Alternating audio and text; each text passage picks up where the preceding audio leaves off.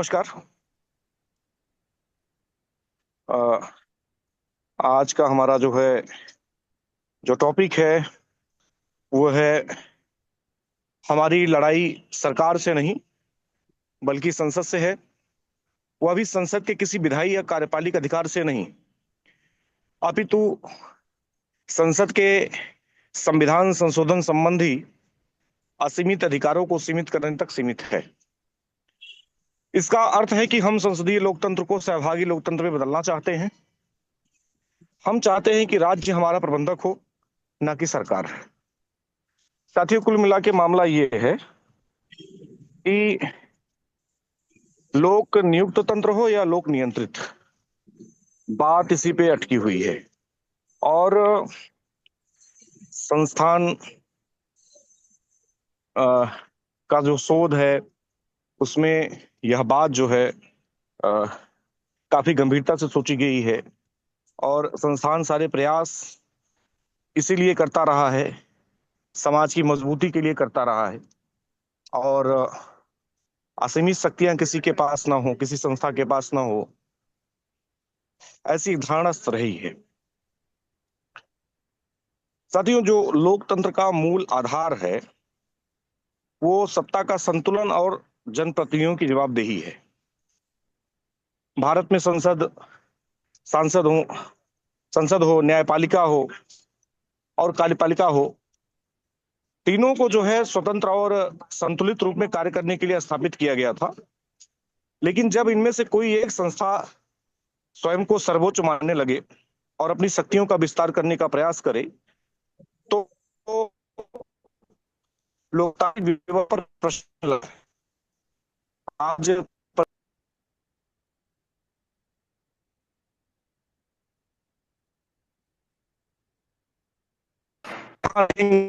बहस चल रही है, अ, है तो जो ये सचिन जी, आपकी आवाज ब्रेक हो रही है। हाँ, थोड़ा सा नेटवर्क प्रॉब्लम है।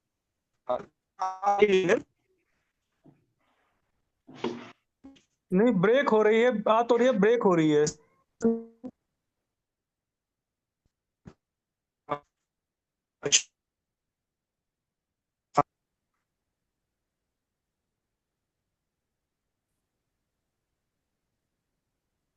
कोई अन्य साथी बताएं अगर आवाज में समस्या है कि नहीं है। आवाज क्यों है आपकी? हाँ, कट कट के आ रही थी आवाज। अच्छा, चलिए। अब आ रही है कि नहीं आ रही है? अब साफ आ रही है। अच्छा अच्छा। तो यही कह रहे थे कि बहुत हर तरफ वो संसद और न्यायपालिका के विशेषाधिकारों के और उनकी सीमाओं को लेकर के बहस जारी है। और सभी बहस कर रहे हैं। बहस का उद्देश्य उनकी सिर्फ सीमा ही तय करना नहीं है, बल्कि उसके पीछे का एक भाव है कि जो लोकतंत्र की बुनियाद है वह कमजोर ना हो। और एक जो समाज सर्वोच्च है, समाज ही सबका मालिक है, ये भावना बनी रहे। अ, संसद को वो समाज का अ, प्रतिनिधि माना गया है, या कह सकते हैं कि एक मैनेजर के रूप में वहां पे है अ, पूरी संसद। लेकिन यदि वही संसद अपने विशेषाधिकार खुद तय करे, अपनी आलोचना को अवमानना माने और अपने ही निर्णयों को अंतिम रूप से वैध करार दे, तो यह लोकतंत्र के लिए एक मित्रों गंभीर चुनौती होगी ही या बन जाती है। लोकतंत्र में जो सत्ता है वो समाज से निकलती है और समाज के लिए ही होती है। इसलिए किसी भी संस्था को निरंकुश होने का अधिकार नहीं मिलना चाहिए। आज देखा जा रहा है कि संसद और न्यायपालिका के बीच शक्तियों का टकराव बढ़ रहा है। वह टकराव 1971 से, या कह सकते हैं 73 से लगातार जारी है। संसद खुद को सर्वोच्च मानते हुए न्यायपालिका पर नियंत्रण की बात करता है, तो न्यायपालिका भी संसद के फैसलों की समीक्षा करने का अधिकार अपने पास रख ली है। जबकि अ, ऐसा नहीं होना चाहिए।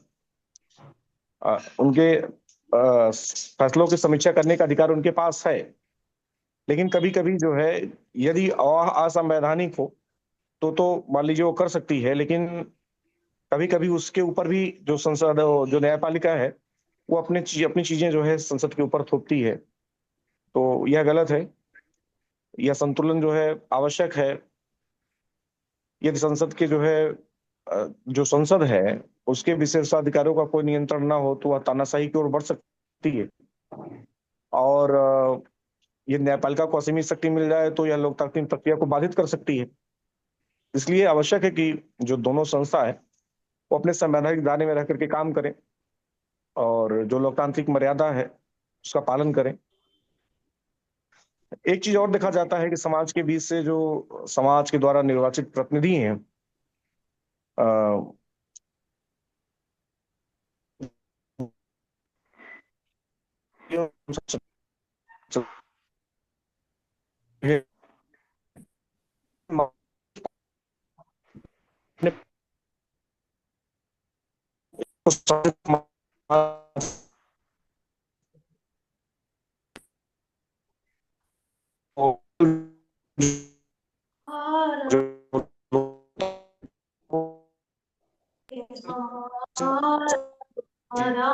ये आवाज स्पष्ट नहीं आ रही है।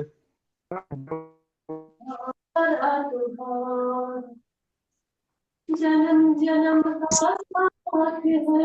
मदन जी अपना माइक बंद कर लीजिए।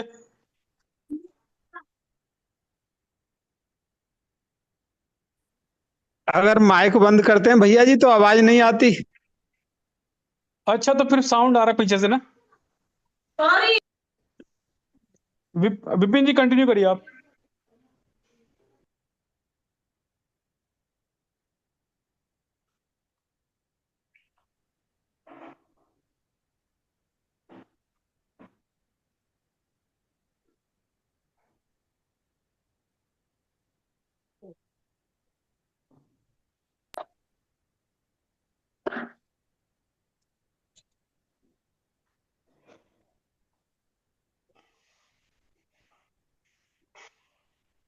मुझे लगता है कि शायद विपिन जी की आवाज नहीं आ रही है, या तो फिर वो लेफ्ट हो गए हैं।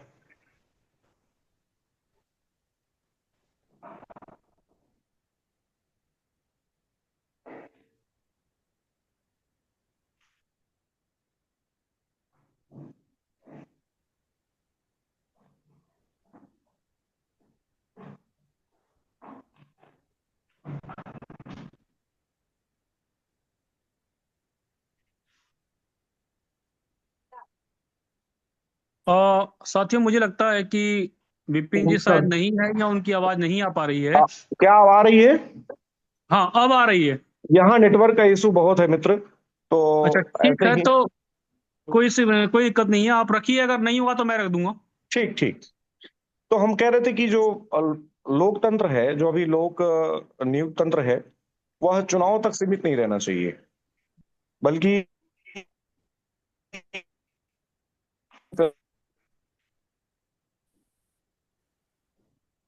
विपिन जी आपकी आवाज कट रही है, आप रहने दीजिए, मैं विषय को रख दे रहा हूँ। ये ठीक रहेगा भाई साहब। विजय जी भाई साहब आप भी हाँ विषय रख दीजिए। विपिन जी हाँ के हाँ पास नेटवर्क ठीक नहीं है। ठीक है, दस हाँ मिनट लेट हो ही गया, 12 मिनट। हाँ हाँ। तो जैसा कि आज का हम लोगों ने विषय रखा है कि हमारी लड़ाई सरकार से नहीं बल्कि संसद से है, वह भी संसद के किसी विधायी या कार्यपालिक अधिकार से नहीं, अपितु संसद के संविधान संशोधन संबंधी असीमित अधिकारों को सीमित करने तक सीमित है। इसका अर्थ है कि हम संसदीय लोकतंत्र को सहभागी लोकतंत्र में बदलना चाहते हैं। हम चाहते हैं कि राज्य हमारा प्रबंधक हो, ना कि सरकार। यहाँ आप देखेंगे तो जो लास्ट लाइन है वो कहती है राज्य हमारा प्रबंधक हो, ना कि सरकार। प्रबंधक शब्द पर जब हम विचार करते हैं तो भारत का जो वर्तमान संविधान है उसमें एक शब्द जुड़ा हुआ है, कस्टोडियन। यानी कि वहां वहां पर हमें एक तरह से संसद ने स्वयं को संरक्षक घोषित कर दिया है।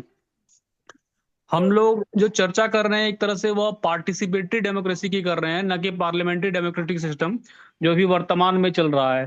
तो सहभागी लोकतंत्र का अर्थ क्या है कि हम एक बिंदु है, एक पेन से हम उठाया हमने और एक किसी बिंदु पे रखा। जब हम उस बिंदु पे थे तो ये गुलामी थी, वहां से हमने लकीर खींचना शुरू किया और उसको हम हाफ सर्कल बनाते हैं। जब हाफ सर्कल बनाते हैं तो वो क्या होता है, आपका पार्लियामेंट्री डेमोक्रेटिक सिस्टम आ गया, यानी कि आधा लोकतंत्र आ गया है। लेकिन हम लोग जो है अभी सहभागी लोकतंत्र की तरफ नहीं बढ़े, अर्थात आधा सर्कल तो पूरा हो गया है, अब उस सर्कल को पूरा कैसे करना है।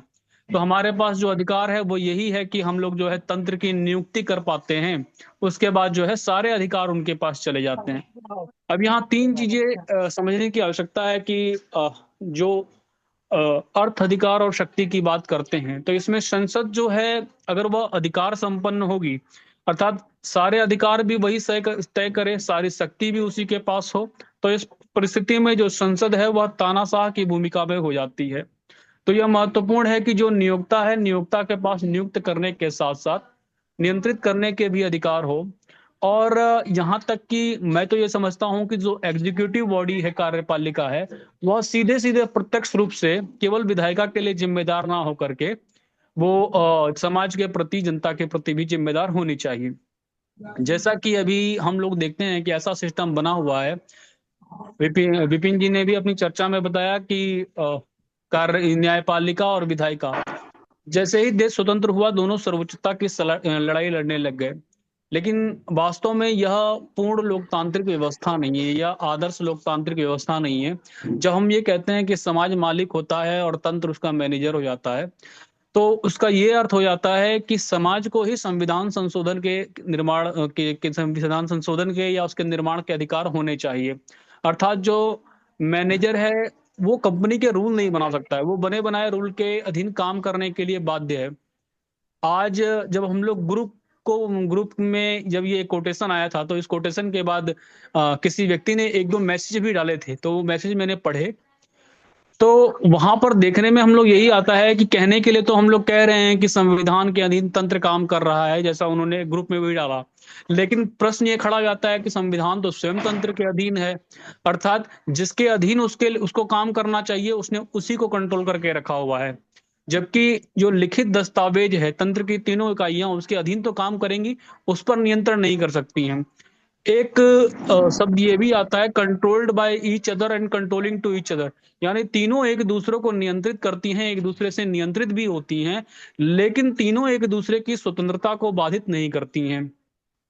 वर्तमान लोकतांत्रिक व्यवस्था में ये पूरा गड़बड़ हो चुका है। तीनों ही जो है वह सर्वोच्चता की लड़ाई में पावर की खींचतान में लगी हुई है, जिसका परिणाम ये निकल रहा है कि हम सहभागी लोकतंत्र की तरफ नहीं बढ़ पा रहे हैं। या तो संसदीय लोकतंत्र तक जा रहे हैं या तो न्यायिक लोकतंत्र तक जा रहे हैं। सहभागी लोकतंत्र का अर्थ एक ऐसा लोकतंत्र भी है जहां पर समाज को न सिर्फ तंत्र की नियुक्ति का अधिकार प्राप्त हो, राइट टू इलेक्ट के साथ साथ हमें right to control, right to operate का राइट्स भी मिले, उसके साथ संविधान संशोधन का भी अधिकार मिले, प्रत्येक इकाई को अपना आंतरिक संविधान बनाने का, उसे क्रियान्वित करने का अधिकार भी मिले। लेकिन जब हम सारे के सारे अधिकार जो हैं तंत्र को ही दे देते हैं, तो उनके पास अधिकार भी हो जाते हैं, शक्ति भी हो जाती है, अर्थ भी हो जाता है, सब कुछ उन्हीं के पास हो जाता है। तो एक तरह से यह सहभागी लोकतंत्र को चुनौती देने के समान है। और हमने आज का जो कोटेशन है उसमें भी लिखा है कि संसद के संविधान संशोधन संबंधी जो सीधी असीमित अधिकारों को सीमित करने तक सीमित है। वास्तव में विधायिका का काम क्या है? विधायिका शब्द से ही बदलता है, विधायिका अर्थात विधान बनाने वाली इकाई। वो विधान बनाने के बाद, कानून बनाने के बाद अलग हो जाए। क्रियान्वयन की जिम्मेदारी उसकी नहीं होती है, क्रियान्वयन की जो जिम्मेदारी होती है वो कार्यपालिका की होती है।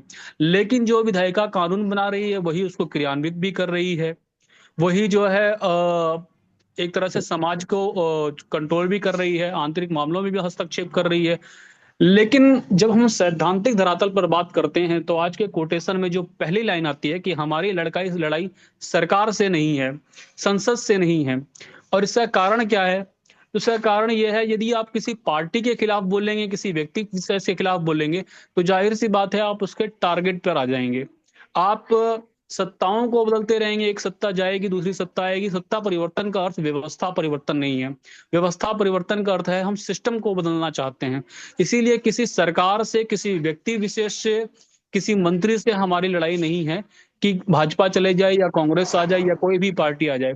कोई भी पार्टी आई उसके बाद भी आज तक जो है ना 73rd constitutional right amendment implement हो पाया, ना ही 74th कॉन्स्टिट्यूशनल अमेंडमेंट आ पाया। क्योंकि संसद ने सारे के सारे अधिकार जो है अपने पास ही रखे हैं और वो उस अधिकारों का विकेंद्रीकरण नहीं करना चाह रही है। इस परिस्थिति में हम सहभागी लोकतंत्र की तरफ जो है नहीं बढ़ पाएंगे। तो सहभागी लोकतंत्र का अर्थ यह है कि जहां जनता को नियुक्ति के साथ उसमें सहभागिता होनी चाहिए, वो सर्कल कंप्लीट होना चाहिए, और सर्कल तभी कंप्लीट होगा जब नियुक्त करने के साथ साथ जिसको नियुक्त किया है उसकी जवाबदेही भी हमारे प्रति हो। अभी ऐसी कोई जवाबदेही दिखाई नहीं देती है। जी धन्यवाद।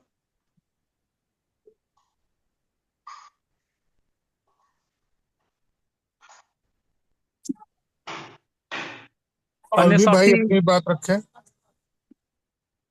जी भाई साहब।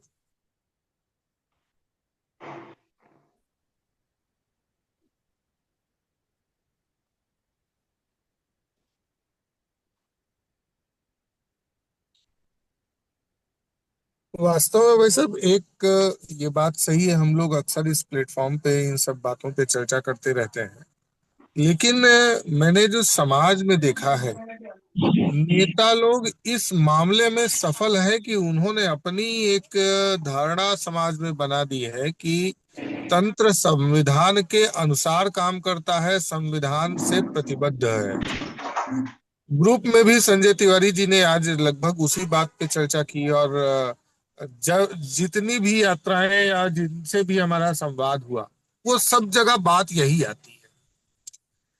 अब ऐसी दशा में पूरी तरह से बातों को समझा पाने में बड़ी दिक्कत आती है। लोग ये मानने के लिए तैयार ही नहीं है कि संविधान संशोधन के अधिकार तंत्र दुरुपयोग कर रही है संविधान संशोधन के अधिकारों का। जितने संविधान संशोधन हुए हैं आप पाठ्यक्रमों में भी पढ़िए, तो जैसा नागरिक शास्त्र और तमाम पाठ्यक्रमों में व्यवस्था पढ़ाना चाहती है, वो यही बताती है कि ये सारे संविधान संशोधन देश की हित में किए गए हैं, लोगों के हित में किए गए हैं। यह अलग बात है कि वह सिर्फ विधायिका और संसद की सर्वोच्चता को बरकरार रखने के लिए ही ये सारे संशोधन हुए हैं, लेकिन लोग इसको स्वीकार नहीं कर रहे। ये एक, मुझे लगता है कि एक बड़ी बात है जिस पर हम लोगों को काम करने की जरूरत है। और भाई अपनी बात रखें। नहीं, ठीक बात है। आपने ग्रुप में इसमें रिप्लाई भी डाला था इंदिरा गांधी का जो एग्जाम्पल दे करके। उन्होंने एक तरफा बात रखी कि तंत्र संविधान के अधीन काम करने के लिए बाध्य है, लेकिन उन्होंने दूसरी बात नहीं रखी कि वही संविधान तो तंत्र के अधीन है।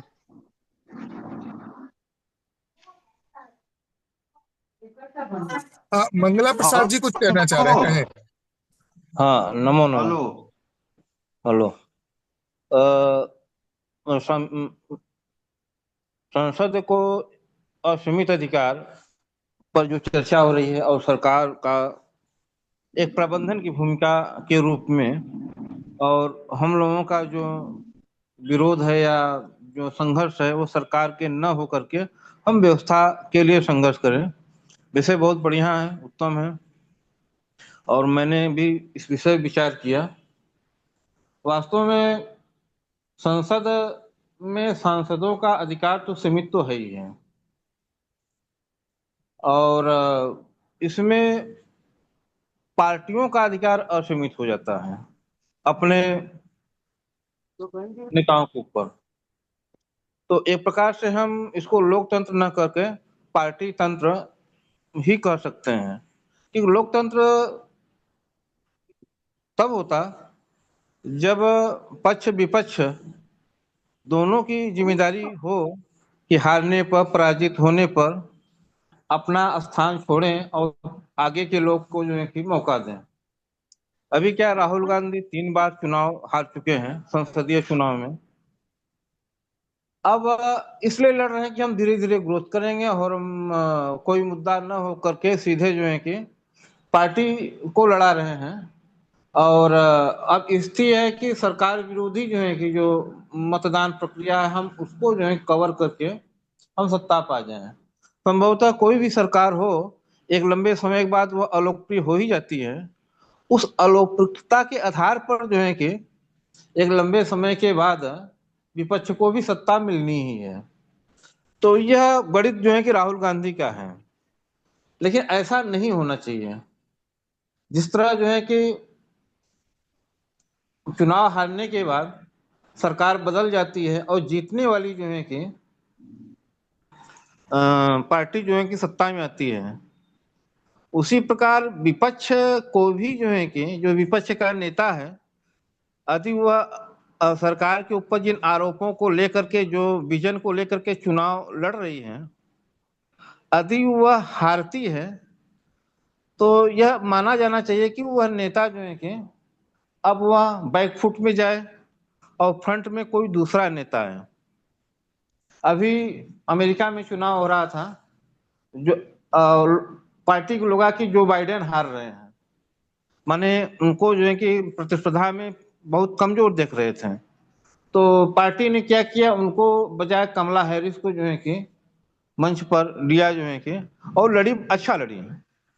तो कहने का मतलब कि पार्टियों पर जो नेताओं का वर्चस्व है, यह वर्चस्व जो है कि लोकतंत्र को पार्टी तंत्र में बदल देता है। अब हमें मोदी का विकल्प चाहिए, 10 साल 15 साल के बाद उनका भी एक विकल्प होना चाहिए, मोदी से बढ़िया विजन लेकर के आने वाले।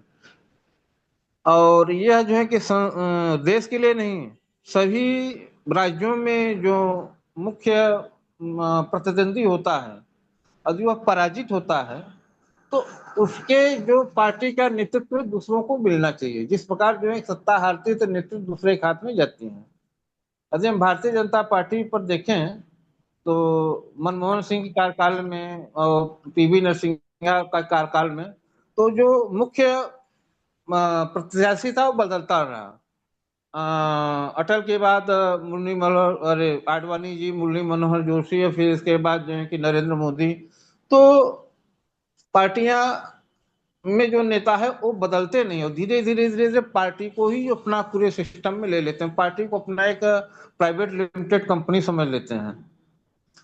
तो हम पहले लोकतंत्र में संसद के अधिकारों के सीमित के पूर्व जो है कि हम पहले पार्टी का जो नेतृत्व करता है उसके अधिकारों का पहले हमें डिसाइड करना चाहिए, निर्णय करना चाहिए उसका कितना अधिकार होना चाहिए।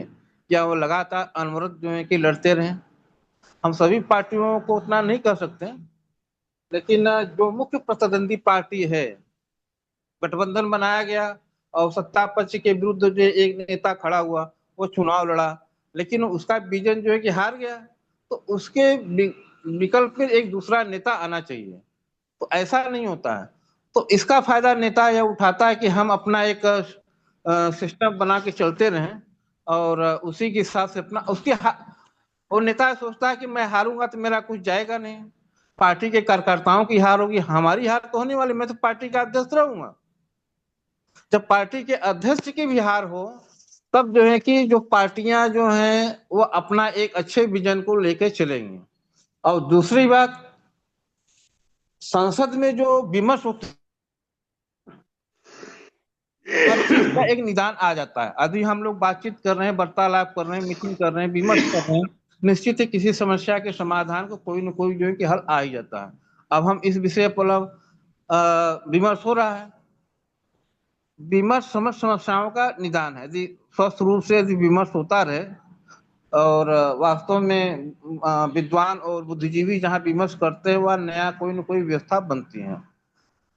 लेकिन अब क्या है, संसद विमर्श ही नहीं होता है, एक प्रकार से पार्टियों का एक लड़ाई का अड्डा हो गया। तो उसमें जो यह होना चाहिए, विपक्ष आरोप लगाता है कि स्पीकर जो है कि सत्ता पक्ष का है, इसलिए जो है कि हम उसकी बात नहीं सुनेंगे, हम जो है कि ऐसे ऐसे मुद्दे। तो हमें यह चाहिए कि जो स्पीकर जो होता है राज्यसभाओं का, विधानसभा का, लोकसभा का, जो स्पीकर है वो न्यूट्रल रखा है, जिसको प्रशासनिक अधिकारी के रूप में, और उसको ये जिम्मेदारी दी जाए कि आपको विमर्श जो है कि होना चाहिए, और उसको जिम्मेदारी माने उत्तरदायित्व दिया जाए।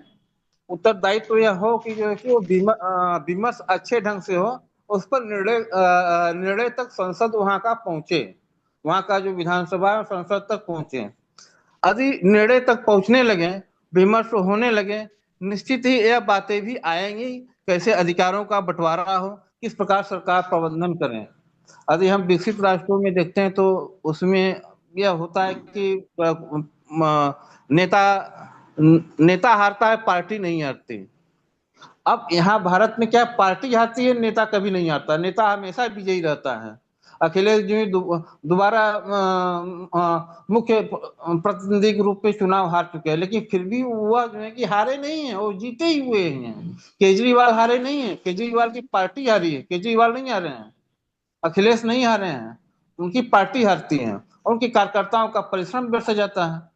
तो हमें यह देखना चाहिए कि जो भी पार्टियां उनमें एक आंतरिक लोकतंत्र की व्यवस्था बने। आंतरिक लोकतंत्र वो प्रत्याशी कैसे चुनाव करते हैं। अभी उत्तर प्रदेश में ये बहुत जो है कि मसला उठा था कि मायावती जो है कि 50-50 लाख, 2-2 करोड़, 55 करोड़, 10-10 करोड़ में टिकटें बेच रही हैं। टिकटें भी बेचा जाता है, माने पार्टी तंत्र का कोई अभाव है, जहां से कोई अधिक कीमत पहुंचा दे वह उसको टिकट मिल जाता है। एक प्रकार से जो है कि पार्टी तंत्र एक प्राइवेट लिमिटेड कंपनी, एक धन उगाही का तंत्र व्यवस्था वगैरह, उसमें जो पार्टी का जो अध्यक्ष है कभी हारने वाला नहीं है, चाहे पार्टी सत्ता में आवे या ना आवे, वो उसकी पार्टी बपौती रहेगी, वो टिकट पाकर की जो है कि अरबों रुपया कमा सकती है। तो चुनाव सुधार भी हम मांग करना चाहिए। सर्वप्रथम जो है कि संसद में विमर्श तटस्थ रूप से हो, और दूसरी बात पार्टी तंत्र का जो आंतरिक लोकतंत्र है उसके लिए क्या विधान बने। तो यह जब हम फर्स्ट स्टेज को पार करेंगे, पार्टी तंत्र से को जो में आंतरिक लोकतंत्र देंगे और संसद में विमर्श की उपस्थिति होगी, तो निश्चित ही आगे का रास्ता, समाधान का रास्ता खुलेगा और हर चीजों का विमर्श उपस्थित होगा, निश्चित ही जो है कि व्यवस्थाएं उतरेगी। इसी के साथ में बात समाप्त करता हूँ, धन्यवाद। हेलो। हेलो। हाँ हेलो। हेलो। हेलो। बोलिए श्रीकांत जी, बोलिए ना। मैं ये बोल रहा हाँ हूँ बोलिए। कि डेमोक्रेसी को पवित्र करने के लिए ये भाई साहब मंगला प्रसाद जी ने बिल्कुल वाजिब सॉल्यूशन दिया कि जब तक ले पार्टी में डेमोक्रेसी नहीं रहेगा तो देश में डेमोक्रेसी का मतलब नहीं आएगा। इन्होंने बहुत अच्छी बात कही, अगर डेमोक्रेसी लाना है तो पार्टी में डेमोक्रेसी सबसे पहले जरूरी है। जहां तक दूसरी बात है, आप लोग का एक फैक्ट गलत जा रहा है। क्या गलत जा रहा है? जा रहा है कि सब जितना विधायिका, कार्यपालिका और न्यायपालिका है, पावर के लिए लड़ रहा है। मैंने उसका उसका घर में वो घुस जाता है, उसका घर में वो घुस जाता है, उसका घर में वो घुस जाता है। आपको कहने का मतलब यही था। तो भाई साहब, विधायिका के बाउंड्री में कौन नहीं जा सकता है, चाहे न्यायपालिका हो, चाहे आपको तांत्रिक तंत्र, चाहे तंत्र कह रहे हैं आप कार्यपालिका को, चाहे कार्यपालिका हो। विधायिका का बाउंड्री एकदम बिल्कुल क्लियर है, जिसे पोप का राज चलता है रोम में ना, उसी किस्म का उसका बाउंड्री में उसका गवर्नमेंट चलता है। अभी देखिए ना, अभी दिल्ली का गुप्ता जो है, जो तो स्पीकर है दिल्ली विधानसभा के, उन्होंने बाउंड्री में ही घुसने से मना कर दिया। उसको गवर्नमेंट गवर्नमेंट से ऑर्डर नहीं लेना है, उसका बाउंड्री उसका गवर्नमेंट, वहां उसी का केवल सरकार चलता है। और वो जो कुछ भी करे उसमें कोई हस्तक्षेप न्यायपालिका भी नहीं कर सकता है, और कार्यपालिका भी नहीं कर सकता है कि कहे कि ना ना ये गलत कानून बना दिया है तू। अब जहां तक न्यायपालिका को संविधान सभा ने संरक्षक नियुक्त किया है, मतलब संविधान की रक्षा के, संविधान के प्रावधानों की रक्षा करने के लिए। तो आपने वो संविधान सभा ने उसको भी दिया है पावर, और संविधान सभा ने इसको भी पावर दिया है। अब सवाल उठता है कि आप कह रहे हैं कि कार्यपालिका भी विधायिका वाला ही करता है, तो यही तो डेमोक्रेसी संख्या का खेल है। जिसके पास अधिक गवर्नमेंट, जिसके पास अधिक सदस्य होगा, वो कार्यपालिका संभालेगा। यही तो सब इतिश्री है पूरा कहानी का। सार संक्षेप यही है कि जिसके पास वोट अधिक होगा पार्लियामेंट पे, वो गवर्नमेंट बनाएगा। तो आप कह रहे हैं कि वो गवर्नमेंट बनाएगा नहीं, वो आप कह रहे हैं कि वो उसमें हस्तक्षेप करता है, वो उसमें हस्तक्षेप करता है। तो विधायिका के पास कंप्लीट का कंप्लीट पावर है, जिसमें मन करेगा उसमें हस्तक्षेप कर देगा। उसके पास तीन पावर है: कानून बनाने का, कानून बन गया है तो लागू करवाने का, लागू हो गया है तो उसका देख रेख करने का कि ठीक ढंग से लागू हुआ कि नहीं। ये तीन अधिकार संविधान सभा ने विधायिका को दिया है। अब बाद में एग्जीक्यूटिव का काम करने लगा, नरसिंह राव ने दे दिया 3-3 करोड़ 5-5 करोड़ रुपया, ये सब तो अलग कहानी है, गलत है ये। तो इस तरह ये मत कहिए आपकी विधायिका में भी हस्तक्षेप कौन कर सकता है, नहीं कर सकता है। न्यायपालिका में विधायिका हस्तक्षेप कर सकता है, कार्यपालिका में विधायिका हस्तक्षेप कर सकता है, जहां मन करे यहाँ चांद पर भी हस्तक्षेप कर सकता है, मंगल पर भी कर सकता है, लेकिन सब लोग नहीं कर सकते। Thank you.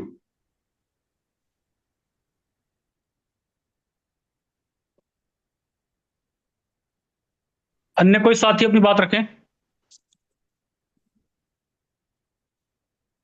हेलो। हेलो। हाँ, आवाज आ रही है, बताइए। सभी गणमान्य साथियों का अभिवादन है। और आज का जो विषय आदरणीय ने रखा है कि कार्यपालिका, विधायिका, न्यायपालिका, संसद, इनका अधिकार क्या होना चाहिए, कितना होना चाहिए। तो कोटेशन में तो ये कहा गया है कि भाई संविधान भी रहना चाहिए, उसके मुताबिक तंत्र में जो तीनों व्यवस्था है उनके पास अपना अधिकार भी होना चाहिए।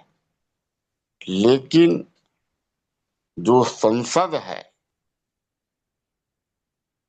उसका अधिकार जो है वो सीमित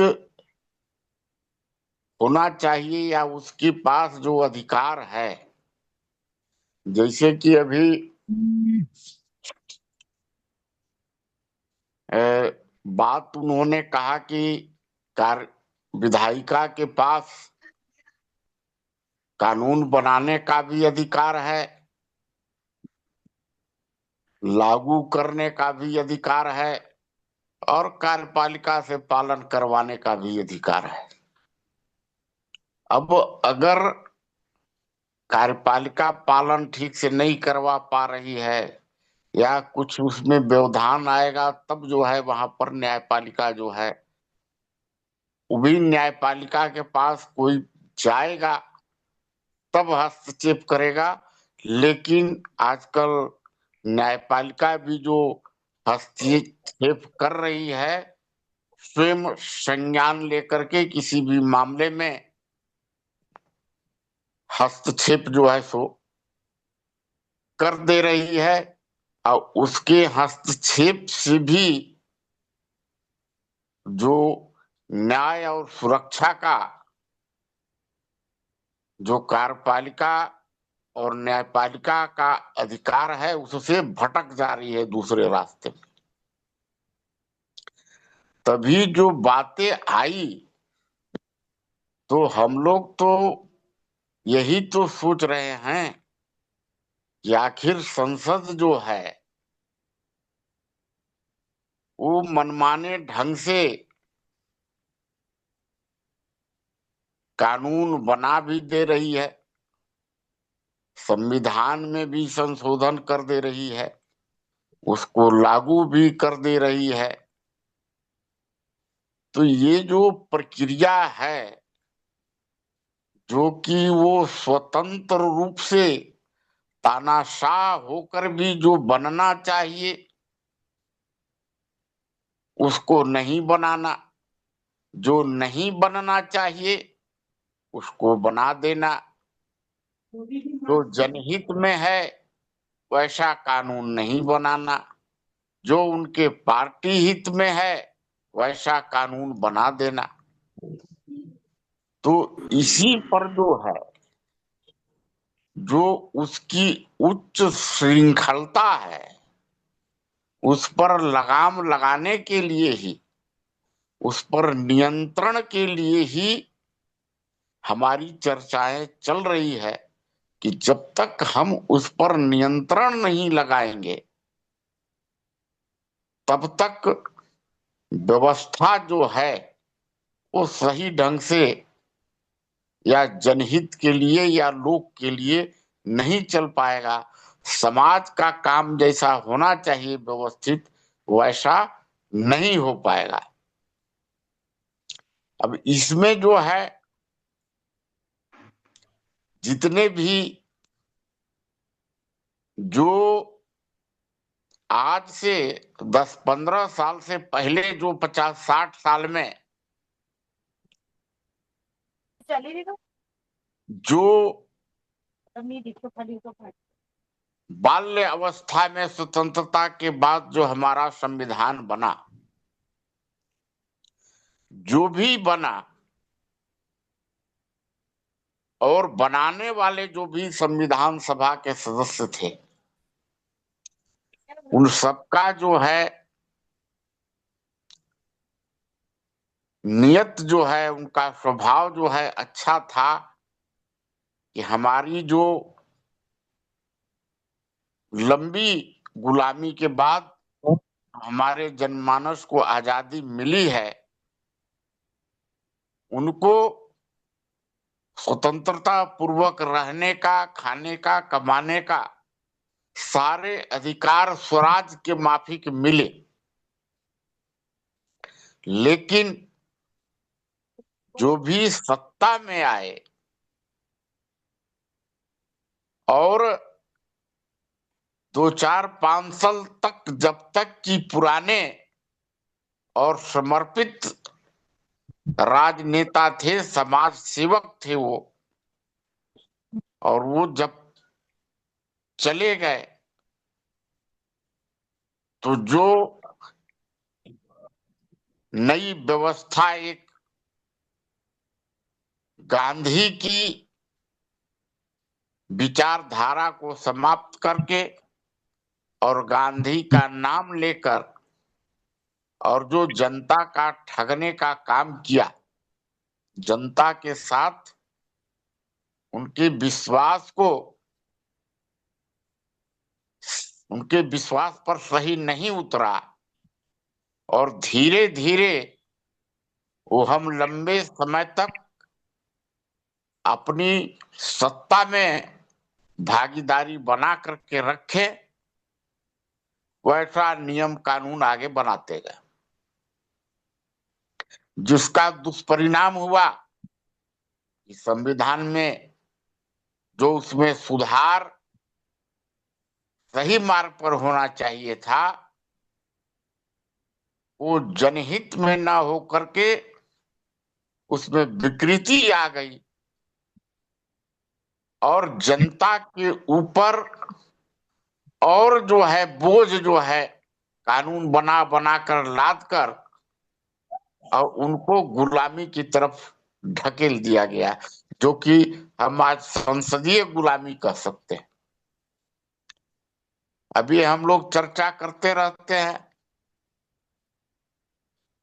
कि कभी विधायिका तो कभी कार्यपालिका, कभी न्यायपालिका।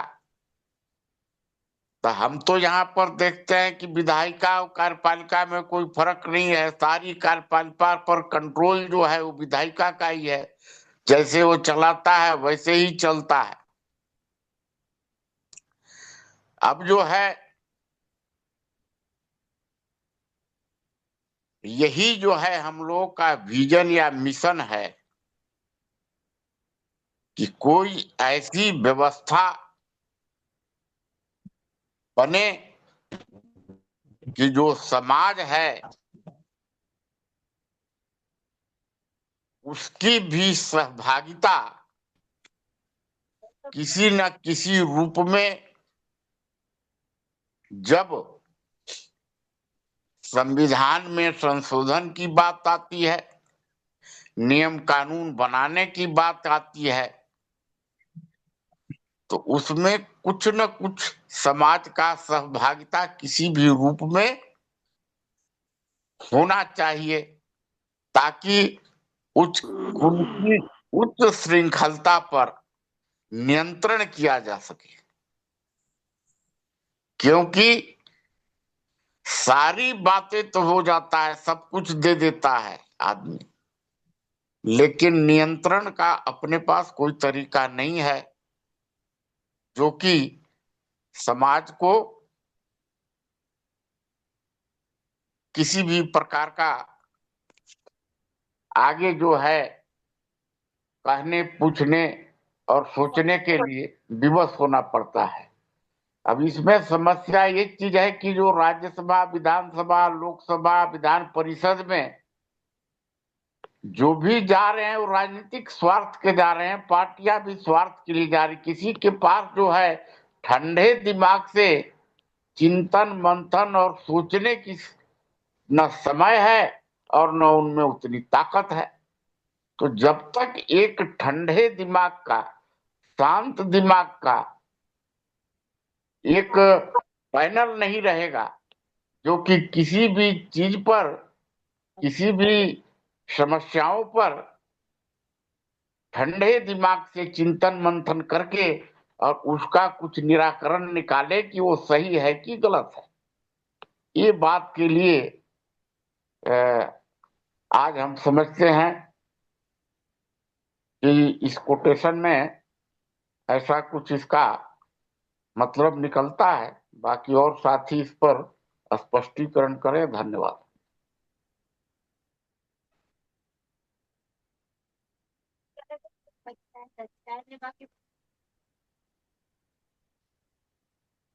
जी, अन्य साथी कोई बात को बढ़ाना चाहेंगे? कमल सिंह चौहान जी कुछ कहना चाहते हैं?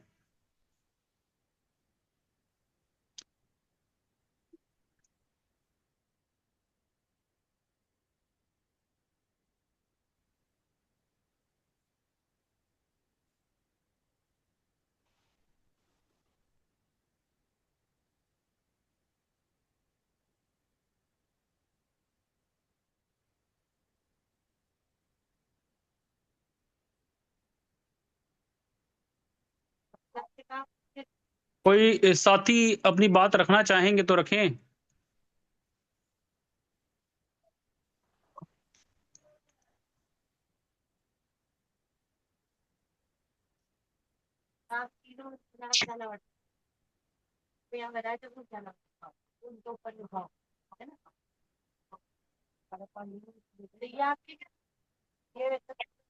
हाँ ब्रजेश भैया, मैं कुछ बोलता।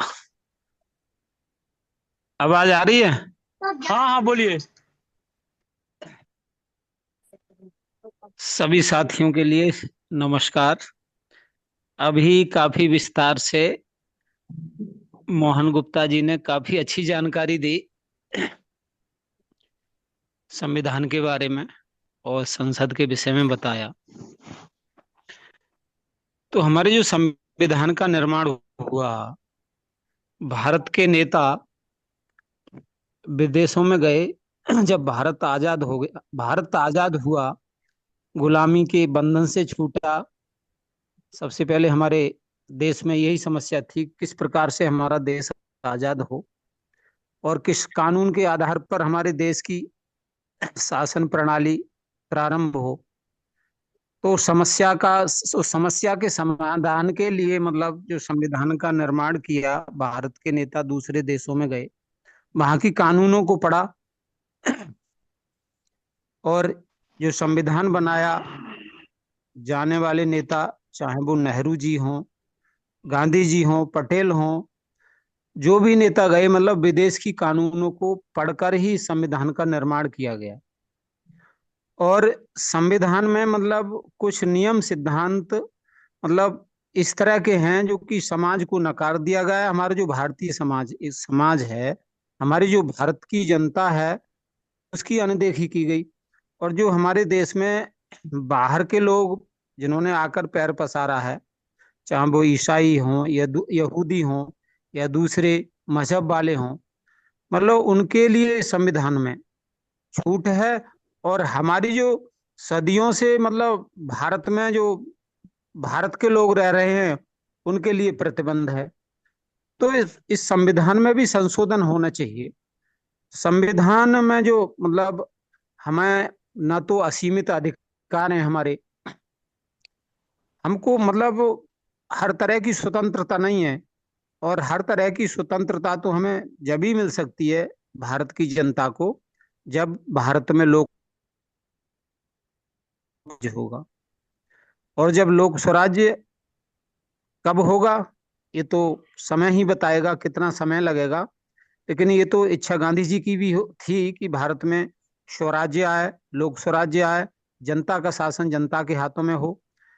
लेकिन हमारी जो हमारे सभी भाई हैं, हमारी जो लड़ाई है, हमारा जो संघर्ष है, वो तो बात बिल्कुल सही है कि हमारा संघर्ष या लड़ाई सरकार से नहीं है, संसद से है। और होनी चाहिए संसद से, क्योंकि जहाँ जड़ है, जब तक जड़ से हमारा जो है संघर्ष नहीं होगा तब तक किसी बात का समाधान नहीं निकलेगा। तो संविधान में जो भारत मतलब संविधान है हमारे देश का, जिसमें सारे देश की मतलब जो लोकतंत्र सरकार है वो चल रही है, और जो भी कानून नियम सिद्धांत हैं वो जनता पर लागू हैं, और कुछ जनता के मतलब अहित में हैं। उन उन कानूनों में जब तक संशोधन नहीं होगा तब तक हमारी जो भारत की जनता है, जो मतलब हमारे भारतीय हैं, वो तब तक मतलब वो परेशानियों को झेलते ही रहेंगे। हम गहराई से देखें तो आज हम पूर्ण स्वतंत्र नहीं, क्योंकि अगर हम स्वतंत्र होते तो जो कानून और नियम सिद्धांत कानून है, सरकारी कानून, वो एक प्रकार से मतलब वो जो मतलब भारत की जनता है, हम सब हैं, वो हमारे नियम सिद्धांतों से अलग है। इस विचार पर जो मतलब विचार मंथन हो रहा है आज, और ये अगर देश में जो प्रत्येक बुद्धिजीवी है, भारत का व्यक्ति पढ़ा लिखा है, शिक्षित है, बुद्धिजीवी है, विचारवान है, अगर इस तरह की विचारधारा विचार मंथन संपूर्ण भारत में होने लगे, बुद्धिजीवी वर्ग करने लगे, तो इस समस्या का समाधान शीघ्र हो जाएगा। बस इतना ही बोलूंगा।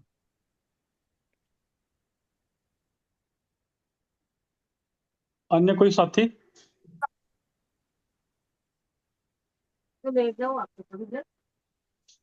देखिए, एक बात मैं कहना चाहूंगा। जो बात आई मंगला प्रसाद जी ने रखी, श्रीकांत जी ने रखी कि पार्टियों में लोकतंत्र, मैं समझता हूँ पार्टियों की आवश्यकता ही नहीं है। पार्टियों में लोकतंत्र तो छोड़िए, पार्टी की आवश्यकता ही नहीं है। इसलिए आवश्यकता नहीं है क्योंकि आपका जनप्रतिनिधि है, वह पार्टी का रिप्रेजेंटेटिव नहीं है। और पार्टी में जब में जुड़ेगा तो जहां जुड़ेगा उसकी निष्ठा तो वहां रहेगी, कुछ ना कुछ बंधन तो बनेंगे ही, पूर्ण स्वतंत्र रहेगा नहीं। तो जो ऐसा सिस्टम है जहां आप अपनी स्वतंत्रता से बात भी नहीं रख सकते हैं, उसकी आवश्यकता ही क्या है। अर्थात पार्टी में जितने भी हैं वो सारे के सारे एक तरह से गुलाम हो जाते हैं। तो पार्टी बनेगी तो वहां लोकतांत्रिक व्यवस्था होगी, इसकी संभावना बहुत कम हो जाती है। यदि होगी भी, एक पल के लिए मान लेते हैं हो भी जाएगी, तो भी कहीं ना कहीं वह जनप्रतिनिधि के स्थान पर दल प्रतिनिधि अधिक रहेगा। तो पार्टी सिस्टम की कोई आवश्यकता दिखाई देती नहीं है। मुझे लगता है जो पार्टी सिस्टम बना है उसको बनाने का मूल कारण है पूंजीपतियों का नियंत्रण।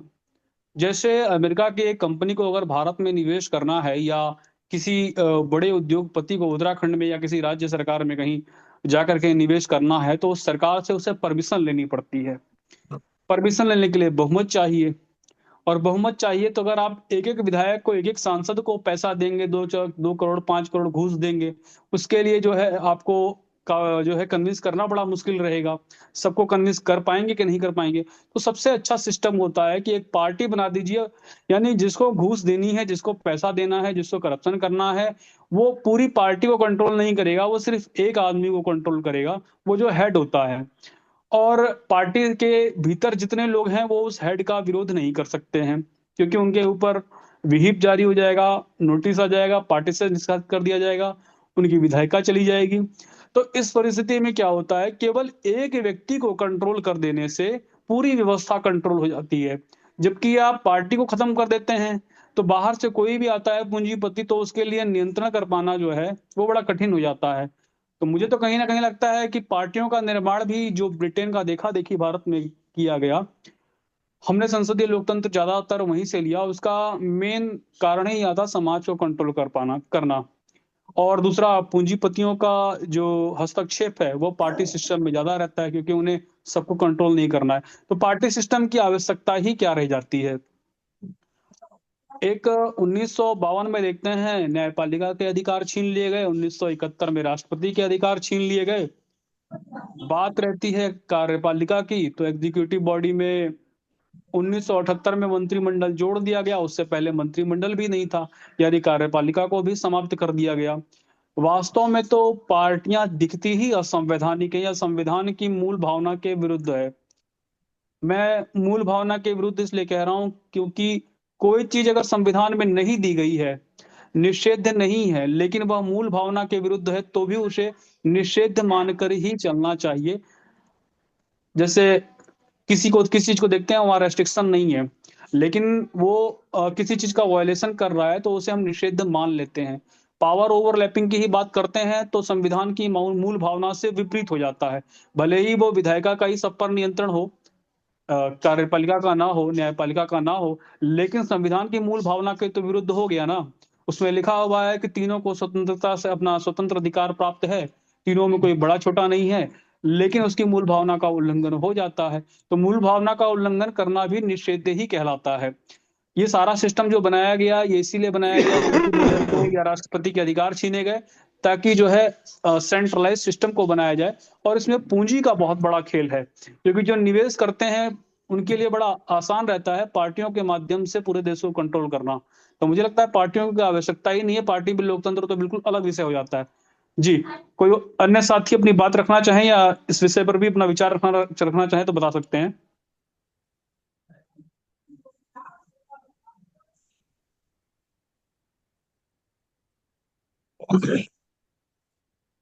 हाँ, हेलो। हाँ, इस जो आप बहुत सही कह रहे हैं जो है कि, लेकिन एक बात यह है, यदि भारत बहुत बड़ा देश है, राष्ट्रीय पहचान का कोई व्यक्ति नेतृत्व करता होना आवश्यक है। राष्ट्रीय पहचान का नेतृत्व करता जो होता है वह पूरे देश की जनता का वह प्रतिनिधित्व करता है। जैसे हम मोहल्ले का प्रतिनिधि होता है और संसदीय क्षेत्र का, विधानसभा क्षेत्र का प्रतिनिधि होता है, वैसे ही पूरे देश का ही प्रतिनिधि होना चाहिए। तो पार्टियां न हो तो राष्ट्र पहचान का व्यक्ति को जो है कि खड़ा करना कठिन हो जाएगा। तो पार्टियों की आवश्यकता तो है, लेकिन पार्टियों के अंदर जो आंतरिक लोकतंत्र होता है, जो शुरू से लेकर के राष्ट्र स्तर तक, एक वार्ड स्तर से लेकर के केंद्र स्तर तक जो टिकट दिए जाते हैं वह कैसे कार्यकर्ता को दिए जाते हैं, उसमें जो चुनने की प्रक्रिया है प्रत्याशी की, वो बहुत गड़बड़ है। तो प्रायः सुनने में आता है यहाँ तक कि वार्ड स्तर के जो प्रत्याशी होते हैं उनका भी टिकट बिकता है।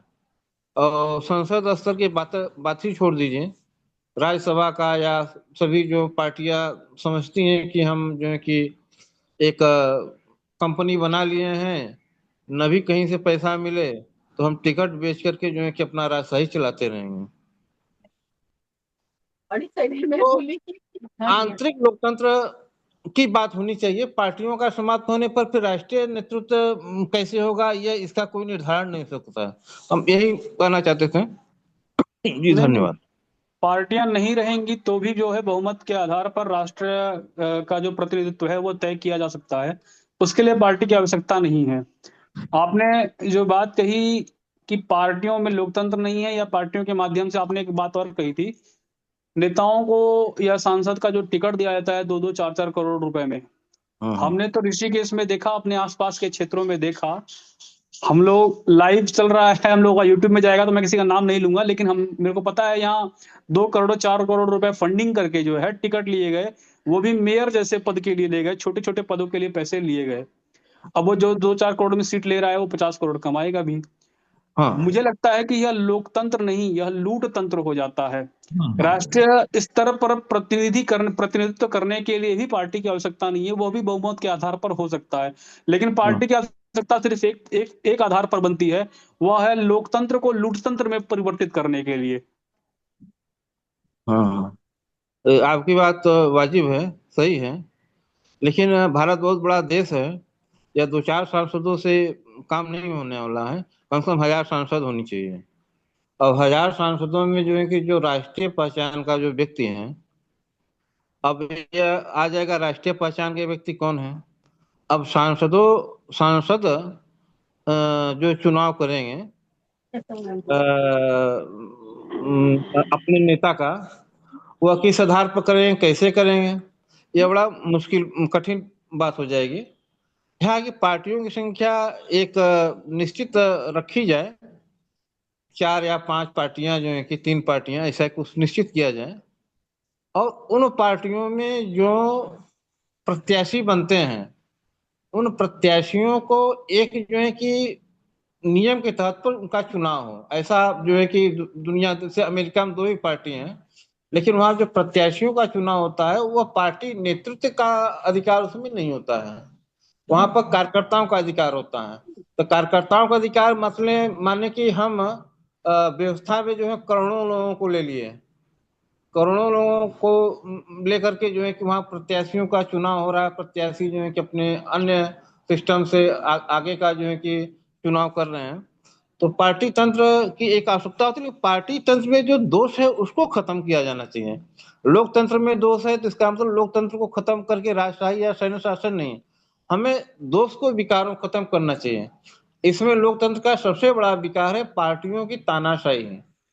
पीढ़ी दर पीढ़ी, अब देखिए हमारे प्रदेश में अखिलेश सिंह लगातार 2 बार हार चुके, राहुल गांधी 3 बार हार चुके, लेकिन पार्टी तंत्र न होने की वजह से वहां का नेतृत्व बदला नहीं जा सकता।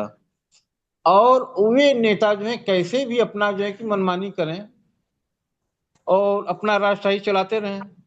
तो एक प्रकार से हम देखें कि संसद में प्रधानमंत्री का या संसद का अधिकार सीमित बहुत है ही है, पूरा पूरा अधिकार पार्टी का हो जाता है। तो वो अब जो पार्टी का अधिकार है वह कैसे समाप्त हो, पहले उसके समाप्त का यही प्रक्रिया, पार्टी के अंदर जो आंतरिक जो चुनाव की प्रक्रिया है वह कैसे, कितना पारदर्शी और कितना वह जो है कि लोकतांत्रिक बनाया जाए, इस पर यदि विचार हो सकता है तो एक बड़ी अच्छी बात है। दूसरी बात जो है कि हमने बताया था कि जो स्पीकर हैं, स्पीकर को चुनाव आयुक्त या न्यायपालिका द्वारा नियुक्त हो। जो स्पीकर होता है उसको जो है सत्ता पक्ष के पर आरोपित करके अपना जो उपद्रव कर लेते हैं विपक्ष के लोग। तो स्पीकर को इतना अधिकार हो कि उसको विमर्श कराए ही कराए। तो ये इसमें एक स्पीकर का अधिकार भी बन जाता है। स्पीकर का एक ऐसा अधिकार होता है कि वहां पर जो है कि बाउंडर न खड़ा कर सके जो है कि सांसद विधायक, ऐसा।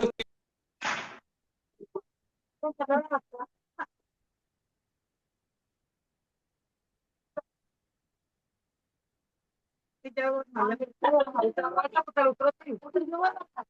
है मंगला प्रसाद जी, आपकी आवाज नहीं आ रही है, तब तक किसी और साथी का प्रश्न लेते हैं।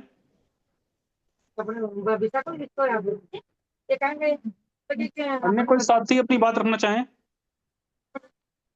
मैं वैदराज आहूजा। हाँ हाँ बोलिए। भैया जी, जो पार्टी के आंतरिक सुधार की बात कर रहे थे, तो जी राजनीति में यदि दल बदल कानून को वापस ले लिया जाए तो फिर वो पार्टी का महत्व पूरा समाप्त हो जाएगा अपने आप। मुनि जी ऐसा कहते थे, मैं सुना। ठीक है, कुछ सुधार जरूर हो सकता है। पार्टी का आंतरिक सुधार चुनाव आयोग कैसे कर सकता है, या और कौन सी संस्था कर सकती है बाहर की? पार्टी आंतरिक सुधार खुद कर सकती है, अब वो नियत करना का ही नहीं प्रश्न है चाहे तो उसमें। नहीं कर सकती।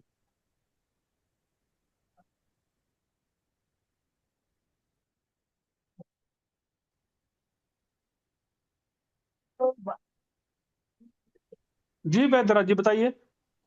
हमें राजनीति में पार्टी का महत्व होना चाहिए कि नहीं होना चाहिए, उसकी क्या आवश्यकता है। यदि उसकी आवश्यकता नहीं है तो दल बदल कानून को वापस ले लिया जाए, तो पार्टी का महत्व अपने आप खत्म हो जाएगा।